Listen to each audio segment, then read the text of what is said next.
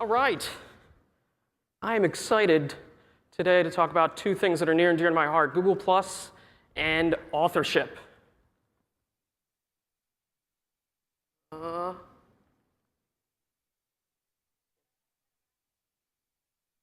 There we go. I just have to hit it really hard. All right, but I feel a little bit today like Morpheus, right? I have to encourage you to take the red pill and follow me down the Google+ rabbit hole. But the problem is, a lot of you people think Google+ is like this. You log in, you get in there, and it's you and one guy. You're in a big stadium, and it's raining, and it sucks, right? And you go, ah! And the Wall Street Journal puts out something and says, it's a virtual ghost town. No one's there. No one's doing anything on Google+. But the numbers tell a different story. Now, I don't even really like compete data that much, but this is pretty tough to ignore. And if you look at the bit.ly over here, the G+ numbers, there are a whole bunch of numbers. I'm not going to go through them all. But there are a whole bunch of numbers from whether it's Google I/O, where Vic is talking about hundreds of millions of this and that. You can look at Hitwise data. But there's pretty much no doubt that Google+ is here to stay. Google's not giving up on this, and people are using it, right? And here's their secret weapon, Android. Look at this. I know everybody is an Apple fanboy, right? Apple, got my iPhone. But look at this. All smartphone owners, who has the most market share in the smartphone market? It's Android, 52%. Not only that, and this just came out, I think 2 days ago, of feature owners who are upgrading to smartphones, they're selecting Android 62% of the time. 62% of the time. They're getting richer. They're not getting poorer. And if you're on an Android phone, number one, it has a really slick Google+ mobile app. Does anybody use that? All right. So you know that's pretty much the app that Facebook should have built, right? And if you're on Android, by hook or by crook, they're going to try and get you to use Google+. Take a picture. Hey, it goes right to Google+. Share it on Google+. I've got my contacts. Hey, wouldn't you want to put that contact in a circle? All right, and they've got some not-so-secret weapons as well. Who here uses Chrome? Hey, look at that. Top browser. Who here uses Gmail? Hey, look at that. Who uses Google Docs? Hey, they own the spice. That's a Dune reference, all right? They own the whole thing. They're going to win here. All right, so why should you care about Google+? This guy, he's a little smart about search, I guess. All right? Danny Sullivan, he said a long time ago, actually when it first came out, if you care about search, you have to care about Google+. And earlier today, Cyrus Shepard made a great thing. He said, you know, people are comparing Google+ as a social network. And it is social, but really, it's about search. And that's what I'm here to show you today. Now, I wrote a Google+ SEO guide, and it was really focused on personal profiles and not brands. And today I wanted to talk more about how to use this for brands, because that's what you guys are going to be doing. So first, I also want to thank the SEO Moz team and Rand, because this guide was in one of those emails, those top 10 things. And who said it earlier, the spike? Yes, you get a huge spike when you're in that newsletter, so thank you. It's great to get some more readership there. So that little person icon there, so small, but it's so powerful, hugely powerful. I am not going to call this product by its given name by Google. It's a stupid, stupid name, all right? So I will call it Search Plus. I might call it Personalized Search, but I'm not going to call it that. All right. So I had a little dilemma because I've kind of ruined my own personal profile and even my account for my brand. And I needed to start from the beginning to show you a concrete example of why Google+ can work for you. So my wife, not an early adopter, she's just getting into Facebook, right? So I said, hey, great, you have a Gmail address though. Let me take your account and I'll sign you up and I'll experiment with it. So I also wanted to use her because there's this knowledge, this sort of idea that it's a social network for Googlers, a whole bunch of nerds. There are no women there. No, my customer's not there, right? So I went on, and I said, OK, let's see what we got here. All right. Oh, look, find other people's of interest. Let's pick fashion. And you go through, and here are the suggested users. And even I was kind of shocked. I started to go through this. You know, H&M, Gucci, Burberry, Hugo Boss, they have over 1 million people circling them right now. Being on this list and being on Google+, as you'll soon see, is huge. And so I went through, and I circled some people, and I said, OK, let's build up 8, 9, 10. I didn't want to do too many. And I said, OK, let's search for something which is about one of these brands or this sort of vertical. I picked out Sturt bag. Turns out to be a $3,000 bag from Gucci. Why you do that, don't know. But this is the side-by-side comparison of a generic search with that little world icon. And they're number one. That's great. Super. Good job. But on personalized search, look at that. 4.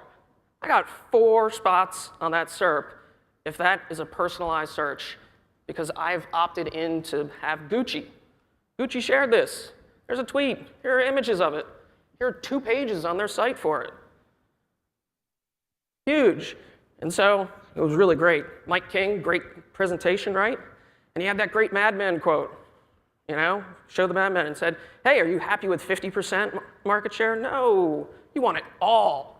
SERP domination. And that's what Google Plus can give you, simply by getting someone to circle you, because Google wants to return relevant results.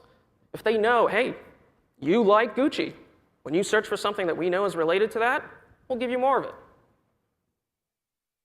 Get all the positions, right? That's what Google Plus gets you to do. Screw social. I mean, not, but, you know. But this is what it can really get for you. But I know. Come on.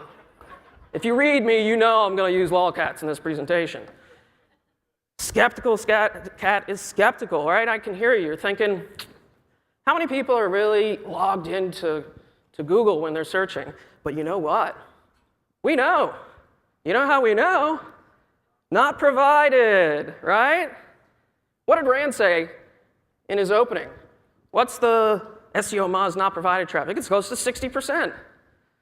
Jonathan Coleman, I think he told us 26% on REI. I think those REI people are highly technical folks. I don't think so. 36, 40% on my site. Huge. Matt was wrong. I don't think he was actually wrong. I think he was just not predicting that Google Plus would take off. All right? People are using it.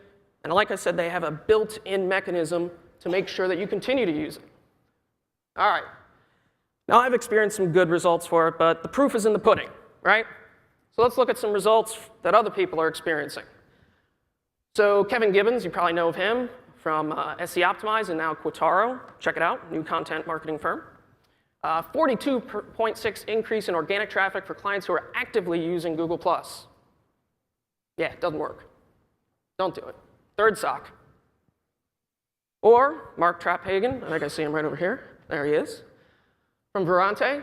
He's working with somebody, and this is for a small business. So, you know, I'm using some big brands, but it works for small businesses too. They got a good problem. They're getting so many leads through Google+, it's kind of tough to keep up with them. And then you've got Tim Moore from Crush IQ has an interesting case study on engagement on Facebook versus Google+. And he'll even tell you, you know, he's probably invested a little bit more in Google+, but the numbers are pretty impressive. So check out the Bitly stuff. It all goes through, hopefully, and you can take a look at it later. So hopefully I've gotten you to the point where you say, yes, let's do this. Let's go down the rabbit hole. I need a Google+ page for my brand. So let's talk about, first thing, you got to set up a profile, all right? Here's the most important part. Those links. Link all your social accounts. Gucci, on Facebook, on Twitter, on Foursquare, on Tumblr, on YouTube, on Gucci Timeless, which I don't even know what that is. All right, because when you do searches, and here's one, a really generic one, summer style, right? Not only is it sharing and saying, hey, yeah, we found some Gucci stuff, this is shared from Facebook. This isn't shared on Google+.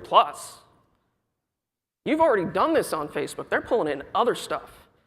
When Google knows that you have circled a brand and you have those in the social profile and they're linked up, they will go and yank everything. Even on my prior one on that SERP, they were bringing in a tweet. All right? And what you get, all your social belong to Google. Right? They want it all. They don't care.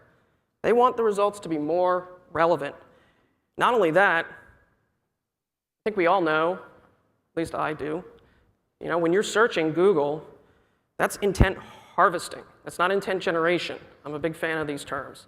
You're harvesting intent. You're getting them at the exact time that you should, the exact time when they're interested. So why wouldn't you want to have an accelerator, a boost? You've already invested all that stuff on Twitter and Facebook. Why wouldn't you want to use Google Plus to make sure that it also shows up when they're searching for it? Do it. Rel Publisher. It's sort of like Rel Author, which I'm going to talk about later, but for brands. And it basically says, you know, certify that you're the brand. This is your page. And it's only supposed to be on your home page. You can use this really ugly badge if you want. I hate it. I think it looks awful. Or you can just simply put the Rel Publisher parameter on, you know, a G+ icon in your social stripe at the bottom of your page. But go through the bit.ly. It has instructions for Rel Publisher. They're pretty straightforward. All right, words matter. Now here's where maybe your social people shouldn't be doing as much of this, and you need to get in here because I'm a big bicyclist. I love bicycling. And thank you. All right, very good. And you know, the internal search on Google is, quite frankly, pretty bad. Hopefully it'll get better. And you can see that, you know, it's like, oh, well, you've got to have bicycling, you know, in your name or really close to your profile. But please, you know, here's the Tour de France, all right? Most favorite race of the year. In their profile, not once do they mention the word bicycle, bicycling, or bike, right? Fail. Words matter. Put the stuff that matters. I'm not talking keyword stuffing. Don't spam this. Use the syntax that your customers are going to be using to find you, and hopefully you'll show up. And over time, Google will get better at this, and they will show you more. All right? So next, let's talk about migration. Because you get this profile set up, and you need to then say, OK, we need to move some of our people over. And your goal here is to just, I mean, you've spent all this time getting a following on Twitter and Facebook, and you're not actually telling them, hey, stop using Facebook.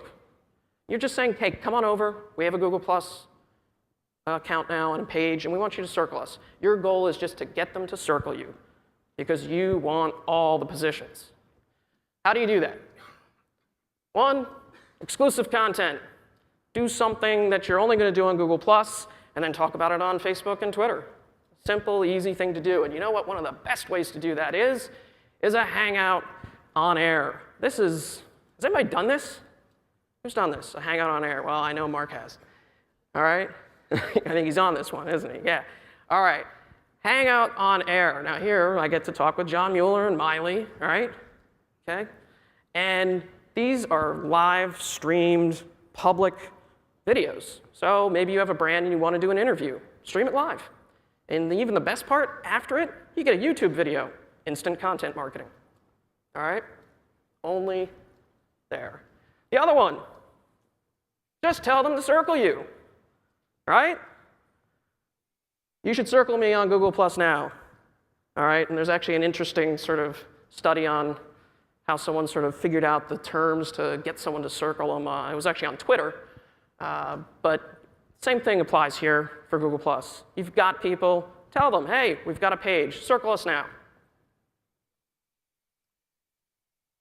Then you got to share, because you can't have an empty husk of an account. You can't just set up a Google Plus account and have people circle you and then not share anything. So let's talk about sharing tips. Tame your ego. Do not make your customer look like Jan Brady here. Not sure. Some of you might not even know the Brady Bunch. That would scare the hell out of me. All right? Of course, these are people who are fans of yours, so they're going to want to hear from you. But I'm a big fan. Curate your niche. Share and promote others. You will win. You want to be the authority. You want to be the place people always go to. And sometimes you can share things that are adjacent to your industry. All right? Put it in there. You want to drive value into that Google Plus stream so that they're interested all the time. The other one, reshare, just like a retweet. You know, if you're on Google Plus and you see something interesting, reshare it. It's just the right thing to do. Be a good citizen. And you can also go native. One of the interesting things is that Google Plus can almost serve as a microblogging platform. So here, I was actually catching up on Breaking Bad. I said, hey, would anybody know what I meant if I measured, if I said half measure and full measure? Does anybody here know what I would mean if I said that? Only a few. Come on. You got to watch this show. All right. And within, I don't know, about 20 minutes, I was ranking on this term. And this is logged out. This is not personalized, right? And there's 49 comments, and this is basically a whole bunch of us saying, what the hell is going on? Oh my God, you just got this on and it's there, and you know, this is crazy. So you can use this, and you can use keywords. And sure, this is a super long tail term, but guess what? We're SEOs. We know how to do the long tail, don't we? We know how to use that to our advantage. Then we get to formatting. And Google Plus doesn't do a lot of this. It's really pretty shitty. And you only got a few options, but there's some options that you should be using. All right, and the first one here, there we go, is create a title tag, please. All right, now the highlighting is actually me on the slide. You don't get highlighting, but you do get to bold something, right? And you put bold, you put the little asterisk next to it. And if you want an underscore, if you want it to be italic, you put underscores next to everything. Go on to Google Plus and type cheat sheet or whatever, and you'll see it. It'll come up. All right, but not only is this good for what I'm going to show you before, but it's good for readability, damn it. I'm a big thing on readability. Make it readable. Make it so when they're scanning it, you know exactly what that topic is about. And in this case, you're writing your title. You're writing the title that shows up on Google, right? And sure enough, logged out, not personalized, I rank #1. Now that's also because I have a little bit of trust and authority because I've been on Google Plus since the beginning. I've got 25,000 people following me, and I'm on there constantly.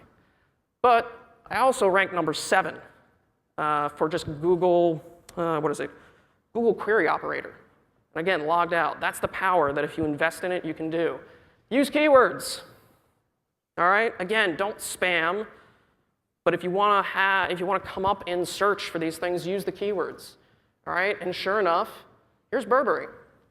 Textured suede bags. I don't know what they are. All right? But if you type this in, and this is logged out, all right? This is not even personalized search. They own the top 2 spots. Think Burberry likes that? I think they do. Let's talk about engagement, because that's really the magic of Google+. And I hear a lot of people say, oh, it's different than Twitter, it's different than Facebook, it's so tough, right? And that's like saying, oh, Facebook's not like Reddit. Get used to it, it's different, all right? All right, so what do you need to do? Jen had a great thing about using saved searches, very nice. And this is the first thing that you can do. Go in, do some searches on your industry. Use that keyword, and it gets a whole bunch of stuff. Go to the view all, circle all the people and people who are in that list, right? Even better, you can then look at the people who follow those people, and you can circle them. When I first got on Google+, you know what I did? I circled Googlers. I stalked Googlers.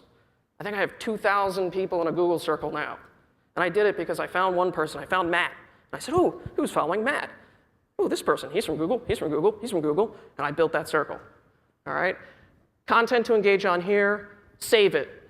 All right? And then they bury where you have saved searches. It's a crappy UX, but they're there. All right? Next, this one's huge. Build an evangelist circle. Build the people who actually are fans and are actually promoting your stuff, put them in a circle. Does everybody know what circles are? Just make sure. Yes, yes, okay, so I don't have to explain that. So you can put people in multiple circles, right? And you can drag those circles around so that it shows up first, right? And you might want to only, +1 is a weak sort of following, but if someone comments on your stuff or if someone reshares your stuff, put them in that circle, and then you can publish to them when you really need to talk to them, when you really want to promote something, all right? The other way that you can find these people is through ripples. Ripples are pretty cool. It shows how your content spreads through the system. And as I was doing this deck, I realized, hey, wow, there's this little thing up top here. And if you drop in a URL from outside of Google+, it shows you everybody who shared it. Rand shared it, yay. Creative web design, okay, that's good. So you can go through and do this. There's a ripples bookmarker because I don't like to do extra work, and this one's easy. So if you're on any page outside of Google+ and you want to know who did this, like maybe your competitors and they're ahead of you, click that and start going through and figuring it out. Flag people down. If you use the @ symbol or plus symbol, you're going to basically get into their inbox, right? You're flagging them down. Hey, I want your attention, right? And that's great because it does this. All right? You get that little red number notifier. If you're using Chrome, you know it. All right? Tough to ignore. Huge. This thing, UX brilliance, in my opinion. Huge. All right? But don't overuse this. All right? When you publish to a circle that is not public, and if I haven't mentioned this, everything else, public. Be public on everything else. But in this case, if you're publishing to an engagement circle, you're going to trigger one of those red numbers. And so if you're doing everything to that circle, you're going to piss that cat off. All right, so don't do that. Be careful. The last one, comment. Just do it. I'm not saying it's easy. I'm saying it's going to be worth it. Do real company shit. Right? Get in there. Talk to your customers. Find out how they talk about your product. User syntax. That's like an SEO goldmine. Figure it out. Go in there. Do it. You will be pissed off. You'll find trolls. You'll be frustrated. It's worth it. +1 button tip. So I haven't even talked about the +1 button. This is a huge, massive topic, right? So +1 buttons, great stuff to have. Number one, you have to have them on your site, right? A lot of people don't. I was actually going to do a study before I came here of like the top 100 sites and the ones that had +1 buttons and what didn't. But it would be too embarrassing because not enough of you are using them. All right, so I didn't do it. The true value is that you get other people to do the work for you when you have that +1 button. You get behind that velvet rope into their search results, right? So here it is. If you share content through a +1 and I say, oh, I want to share this to my stream, and it goes over to G+, and then everybody who follows that person, you've just personalized their results. So when they go and they search, they're going, oh, hey, look, there it is. So when I share something, 25,000 people now have their results changed. And most people now hate this because I do a lot of blogging and, you know, I don't want to see that when I type in cheese, the pictures that AJ puts up of cheese, right? But for you, you want this. You want people to do the work for you. All right, this is one of my pet peeves. So Google's awful at this. Optimize your social snippets. And this isn't just for Google+, this is for Facebook, this is for wherever. Make sure your stuff looks good. Pay attention to the title, a nice image. We're in an attention economy. You need to get their attention quickly, all right? And that's not going to do it. Google's lazy because they think they have enough trust and authority. They don't have to do anything. They should. I have a post about this where I ran about it, social snippets. You can check it out there. But I know you're thinking, but what about those Google+ social signals, right? Right? I don't care. I don't want to hear about, hey, if I get 20 Google Pluses, that's going to be a 3 rank. And if I get 20 more, I'll go up to 2 more positions. Honestly, it's not what you should be concentrating on. And Google has actually found it really difficult to work with the +1. Did you notice that +1s disappeared from SERPs? Now it says a share link. All right? In May, Google presented a paper, a study of their own about social annotations. And they came to the conclusion that essentially they didn't work. The only one that worked was authorship, the big picture. Yay, I get to talk about that later. All right, but the small ones, people didn't even see them. When they saw them, they went, what's that? All right, so +1 is a really tough one. They want people to share. Sharing is the thing that makes it worth it. And you can see this if you look at the Google+ Activity API. It's pretty cool. This is just a bit of it, but it's going to show you, hey, they're interested. They're tracking all of it. How many people replied? Who replied? How many +1s? Who +1'd? They are keeping track of all this, and it's within the activity streams framework. If you're technically geeky, like me, you want to read about all that stuff and figure it out. All right. It's activity engagement is what matters, and you know what? That kind of is somewhat of a segue. I worked hard on that segue, but I really couldn't make it work. To authorship. And we've been seeing faces staring back at us on searches for almost a year now. And that's the authorship program. But I want to give some background. So Eric Eng, or is it Engi? I don't know. I've heard it said a few ways. He did a great interview with Peter Norvig. But what it really came down to was we're in a digital content explosion. And they're not at the end of it. They're really in the middle of it. And Caffeine and Panda, those are all reactions to this. Because we're blogging, and we're tweeting, and we're tumbling, and we're flickering, and we're pinning, and we're YouTubing, and whatever. Tons and tons of content, right? And our really good friend of SEO, Jason Calacanis, all right? Woo! But you know what? He says some good stuff. And he was at a conference, and he said, there are too many stupid people blogging, right?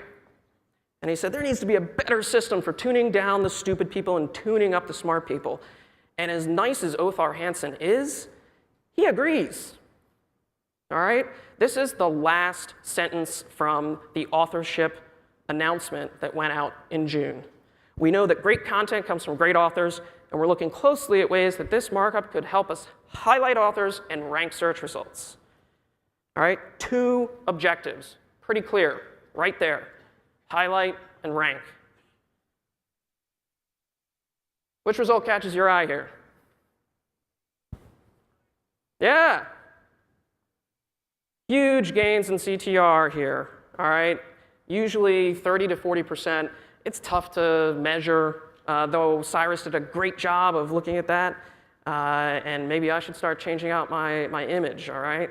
But if you are looking at this, and I've had numerous clients come to me and say, we're still ranked #1, but suddenly we're not getting as much traffic on that term. And I fire it up, and it's like this. Oh, #2 result. It's got a big old face on it. Guess what? You're not getting many of those clicks anymore. Turns that SERP distribution upside down, all right? Very quickly, I'm going to go through the anatomy of this. It's now pretty stable. For a long time, they were changing up how this looked. Obviously, the top one goes directly to that page. The link to you goes to your Google Plus profile.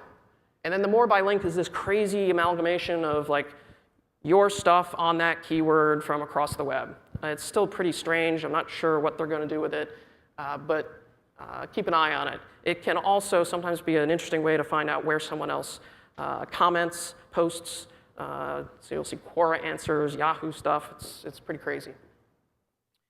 So how do you verify authorship? That's the big question. And the first thing to understand, Google Plus is an identity platform. So it's a social network. It's about search. It's an identity platform. It's a lot of things. But they want to know who you are. They need to know that so that they're confident that they're delivering the right results.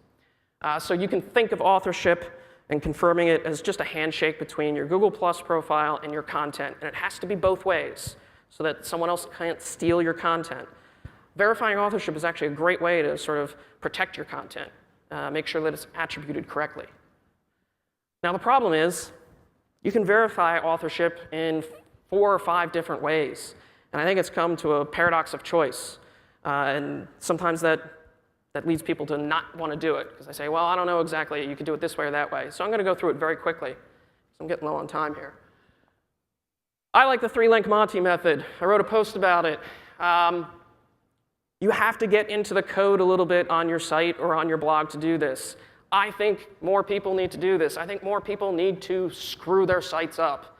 Get into the details, break it, bring it back up, understand it. The 3-link method on your byline, so on AJ Kohn, you have to have a rel author. Rel equals author. That goes to another page on the same domain. It's supposed to be an author page. It can be your about page, like I did. And from that page, you're linking to your Google Plus profile with a rel me. You're saying, hey, that's me over there. And then you go to your Google Plus profile, and you go to the contributor to section, and then you say, I want to link back to my about page. And that's it. You're done. And this is the most stable method. I've not seen this method break. I've seen almost every other method break. Google really is pushing this one. And this is actually, you go to the G authorship. This is what they sort of want you to do now. And so you can actually have an email address if you have a branded email address. So if it's Gmail or Blogspot or whatever, that's not going to work. But if you have a branded email address, this can work for you.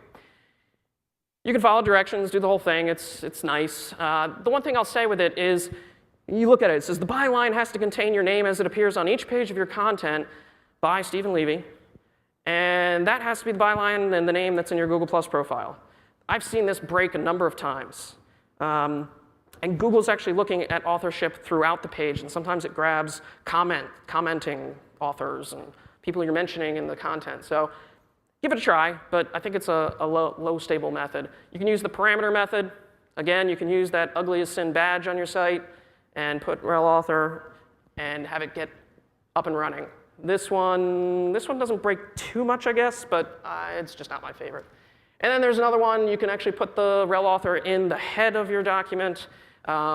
Juiced over at Yoast has the information about that on author head. I'm not going to go through it because when you put it in the head, if you don't have some rules-based, it's on every page of your site.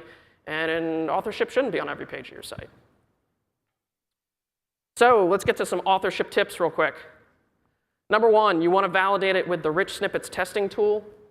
And that's what you want to see. Verified authorship. Markup is verified for this page. All right, and I created an author bookmarklet because I got sick of copying the URL and going to the page. So if you're on a page and you want to check authorship, use that bookmarklet. Simple, simple. All right. 2, you're going to see these warnings. Ignore them. They have no impact on your authorship. You might want to clean them up, but there's basically just theme cruft with microformats. Don't worry about it. The one that I get a lot. My authorship's not working, I can't believe it. And I go look at their profile, and they're using a stone or a flower or words. You need to use your face. You need to use a person, all right? So put your face out there. You can use a cartoon sometimes. A cartoon face works. So try it. Last, you can check your author stats. This is under Labs in Google Webmaster Tools. It was launched, and then they took it away because there was a little glitch, and it just came back about a week ago. And so you'll notice I've got authorship. There's my blind 5-year-old posts. I've got my marketing land, my marketing biz, sign up, please. Google Plus profiles also get authorship, and oh, lo and behold, now my Flickr account actually gets authorship. That's kind of interesting. And that gets us to author rank. Who's heard of author rank? Wow, all right. So I wrote about author rank, and I've talked a lot about it with Bill Slawski. And I'm not going to get too deep into it because I've only got 2 minutes. All right, so what does it mean? So let's think about the goals again. Othar's doing well. He's got 50% done. Highlight authors, check, but can they rank search results? Because that's what they want to do. They want to use authorship to rank search results. They want to tune up the smart people. And it's based on the agent rank patent. First filed in 2005, continuation patents in 2009, and then May 2011, a month before authorship launched, and then August 2011. And what the agent rank patent basically says is they want to track agents. They want to be able to have an identity that says, we want to track your movements across the web and what you're doing and who's engaging with you and how people feel about you, right? Who commented on your stuff? Were they an expert in that topic? And what they describe is being able to sort of order people and say, and by topic. So I might be, highly relevant in SEO. I might have author rank in SEO, but I might not in photography. They want to use authorship. They want to use authority, expertise. Who out there really has the expertise, and can we track that and quantify it, all right? So at the end, it's author rank is about fusing the web of people with the web of documents to create a more savvy view of internet influence. It's not page rank, all right? But it doesn't mean that we're going to get rid of the link graph. The link graph is great, all right? What I view as author rank is that the line between these things grows fatter. So, hey, if this is my site here and Rand links to me, he's got huge author rank on SEO, on inbound marketing, right? So his line is big. Rhea, she's pretty smart. She's going to do that. Hers is big. But then there are these other people, these blanks. They don't know who these people are. They're not going to do much of anything. They're not going to transfer any author rank. Now, I kept these circles the same, but you can imagine if they were proportioned to page rank. And you could then start to say, well, this has a large page rank, but there's no author rank next to it. Maybe this is something we should look at. Maybe this is some blog network or some Ponzi scheme. All it's going to do is make the link graph smarter. It's putting a human filter on the link graph. And I think this is the way that they're going to really help to preserve links and make them more important. But everybody asks me, but is it being used? Is author's rank a reality? Is, Barry Adams, author rank, it sucks, no one's going to use it, right? I don't think it exists right now. I'd love it to. I want it, I want to believe Mulder and Scully. But I don't think it exists right now. I think it is a struggle for them. I think they're working on it. They clearly didn't buy PostRank and Social Grapple for nothing. They're working on stuff, right? But when it comes to G+ and to authorship, I fall back on Wayne Gretzky. And this, to me, is it's almost the meme of this conference so far, is that we're at the forefront, all right? Skate to where the puck's going, not where it's been. These things are gonna happen. They're gonna happen. And you wanna be there so that you can score when they get there. You do not wanna be where it was, you wanna be where it's going, both with Google+ and with authorship. That's it.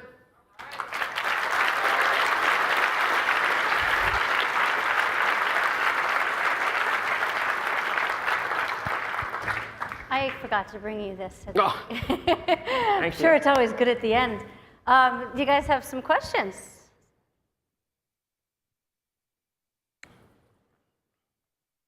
Hey, I'm Mark from New Zealand. I was just wondering, what happens if you are an expert in more than one field that is quite different? Imagine if you were an expert in SEO. Imagine if you were equally an expert in, say, a hobby that you took up your whole life, like learning how to play the piano, and maybe you also happen to be an expert in one other thing. So maybe you're a rare person who happens to just love blogging and building content and having 3 different passion areas. Should you have 3 separate Google+ accounts, or can you build up your authority in 3 areas within one account? From what I read of the patents and how I think they're approaching it, use one profile. They will figure out the topics. They understand categorization. They have a taxonomy of all the sites on the web. Just go to Google Ad Planner, you'll see them, break it down and where everything is. So I wouldn't set up one profile and let Google figure it out. And they should be able to, based on the content of the page and processing it. Hi there, Michelle from Portugal. Here.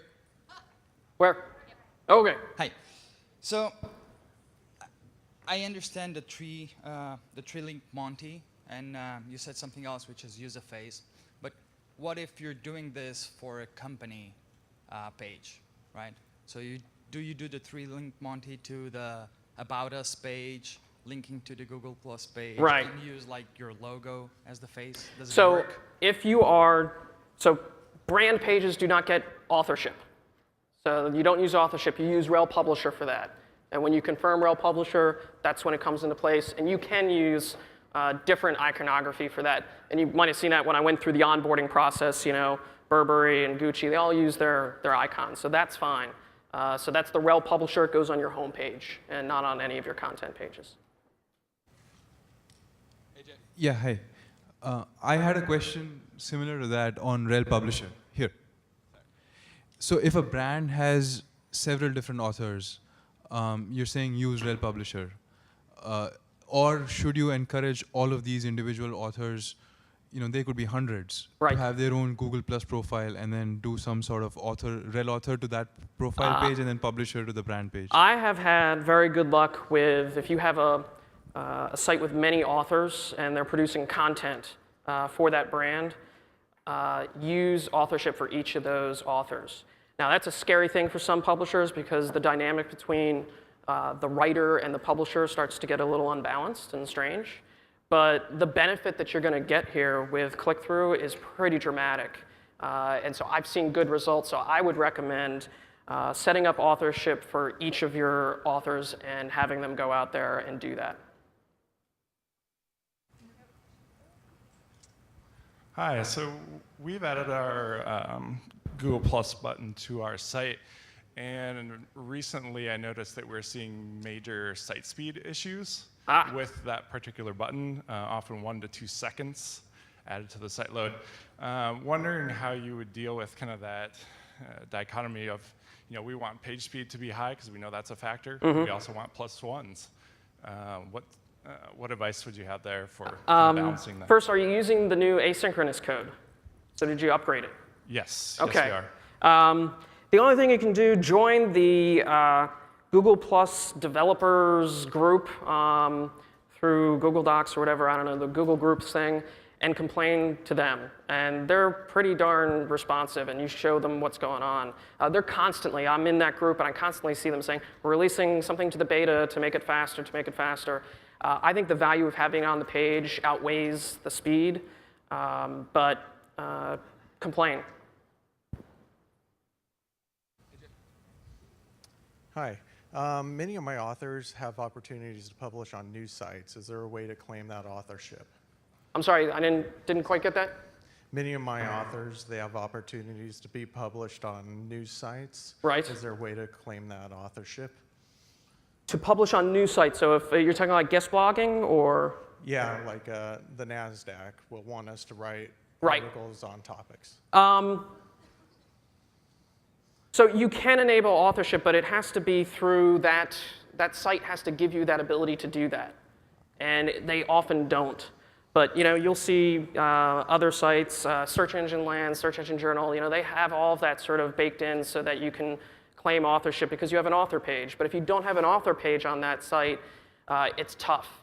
And so I would negotiate that if you could to say, hey, we want to have the ability to attach authorship to this and see if you can talk them through the process.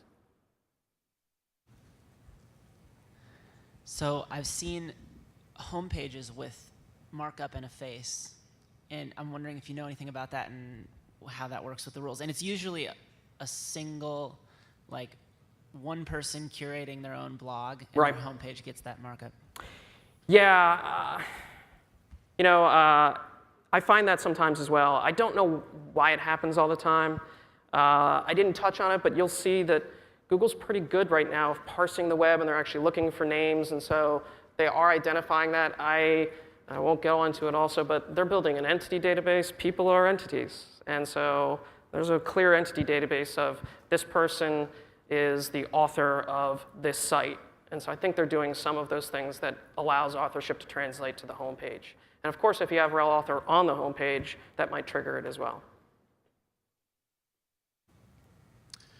Hi, AJ. Kevin Getch here with Web4. And we've recently implemented authorship for a lot of our clients. And of course, logged in results, you see an increase in rankings there. But I wanted to see, we've seen a strong correlation between logged out results and increasing in rankings for terms that are relative to like an individual. So someone searching for expert or author or consultant, terms like that. I'm wondering if you've noticed anything along those lines. There are green shoots of that. I mean, you do sort of see it. I want to believe that that might be it, but I'm cautious. I don't want my eagerness for this to happen to overshadow my logic, because I think there are other factors that might be in play. So if they have authorship, did they get some more links? Did they get some more authority that way? And that's why you're seeing that. So I've seen it. There's something in Google+. If you are active in Google+, and that author is active in Google+, that does give you some juice. There's something there, because I can publish stuff and it lands very high now. Mark Traphagen here has done the same thing. He's been able to land some very high results. And it's interesting, it's not just about circles, it's about engagement and activity. So if I had some advice there, look to see if those authors that you're seeing rank higher might be actually active on Google+. That might be the signal you're seeing. I was going to say, we also... Oh. Find me after. Okay, I'll try and put this together properly. I'll try. So some clients are reticent to have to have authorship if they're Okay.